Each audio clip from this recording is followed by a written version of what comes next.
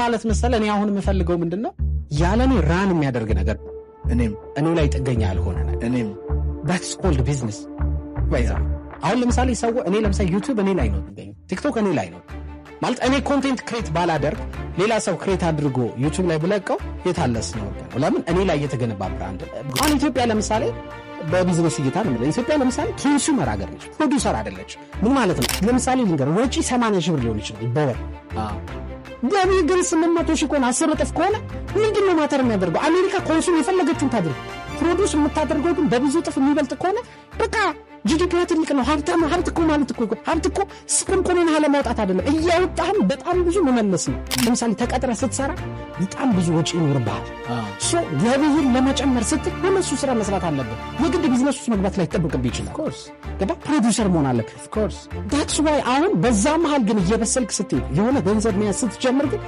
አንተ ጊዜህን ማትረፍ ትፈልጋለህ ጊዜህን የምታተርፈው ምን ካደረክ ነው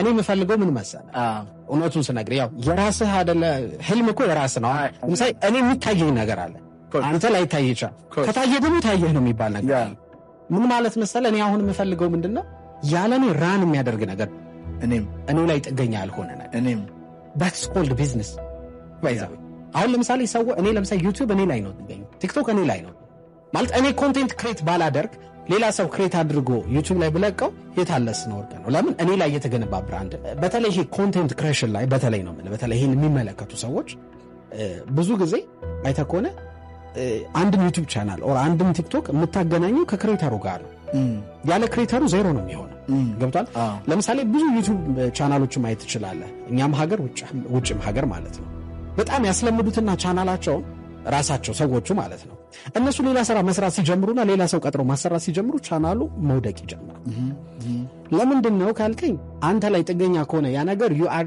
self employed not a businessman self employed ማለት ለምሳሌ ነገር የጸጉር ቤት ስራ ማለት ነው አሁን ኮንቴንት ክሬሽን ማለት የጸጉር ቤት ስራ ማለት አንተ ጸጉሩን እንዲቆርጥ የምትፈልገው ነው ሰው አለ ሌላ ቦታ እኮ ሄደህ ብትቆረጥ እኮ ይቆርጣል ግን ያስለመድከው ሰው አለ እዛ ሰው ጋር ነው የምትሄደው ያ ሰው አስለምዶ የሆነ ሰዓት ላይ 1-4 ሰዎችን ቀጥሮ ማን በቃ እኔ እኮ የቢዝነስ ሰው ነኝ በቃ ያው እዛ ቤት ጥሩ የሚባለን ቆራጭ አገናኛለሁ ብሎ ቢሄድ ያ ቆራጭ ባይመች እዛ ቤት አትሄድም ደግመህ ኦፍ ኮርስ ለምንድን ነው እዛ ሰው ላይ ጥገኛ የሆነ ቢዝነስ ሶ እኔ ደግሞ ከህልምህ አይደለም የምትነሳው ነገር ስትሰራ እኔ ላይ ጥገኛ የሆነ ነገር መስራት አልፈልግም ኦፍ ኮርስ that's why ኢትዮጵያ ለምሳሌ ትልቁ ችግር ለምሳሌ ማለት እኔ ጥናት አጥንቼ አይደለም ነው አብዛኛው ሲስተም ሰዎች ላይ ጥገኛ የሆነ ነው ኢንስቲትዩሽን ላይ ለምሳሌ አሜሪካን ሀገር በጣም የወረደ መሪ ቢመጣ ለምሳሌ አይረባም የምትለው መሪ ቢመጣ ሲስተሙ ግን እንደ መሪ አድርጎ ተቆየዋል በመናወቅ ሲስተም ስለገና በመናወቅ አስጨርሰኛ አስጨታወቅ ነገረኛ እንዴ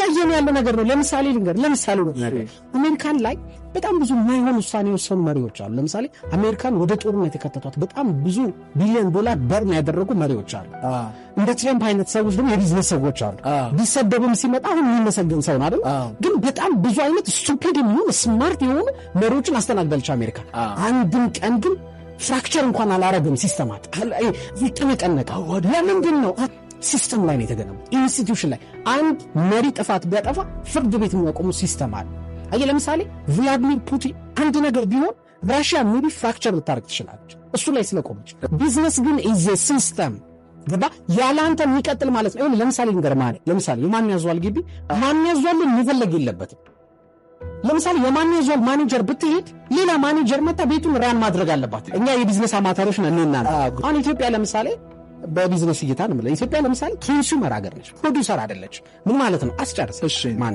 ጁስ እንኳን ኢትዮጵያ ውስጥ አይመረትም ኦፍ ኮርስ ጁስ ከውጭ ነው የሚመጣው ነርሴ ከውጭ ነው ይሄ ትናንሽ አሜሪካ በጣም ብዙ ሶፍትዌሮች ትሸጣለች ለአሮድ በጣም ብዙ ኤሌክትሮኒክሶች ታመርታለች ሌላ ቦታ ላይ አስመርታ አገሯ ላይ አሴምብል ታደርጋለች አሜሪካን እኮ አንድ ካምፓኒ እኮ የአንድ ሀገር ጂዲፒን ይበልጣል እኮ የአንድ ግለሰብ ካምፓኒ ነው ማለት የአንድ ግለሰብ ካምፓኒ እንደዛ አይነት በጣም ብዙ ሰዎች አሉ ግን እሱ ብቻ አይደለም ይኸውልህ እሺ ስሞል ኤንድ ሚዲየም ኢንተርፕራይዝ ይባላል ኤስኤምኢ ይባላል እነሱ ከ2 ሚሊዮን ይበልጣል ቢያንስ አንዱ ድርጅት 5 ሰው 20 ሰው ሊቀጥር ይችላል።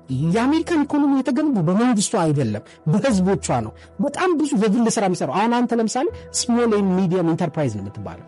ሜቢ ከ10 ሰው ከ5 ሰው እስከ 20 ሰው 30 ሰው ልትቀጥር ትችላለህ። እንደዛ አይነት 2 ሚሊዮን በላይ ካምፓኒዎች አሉ።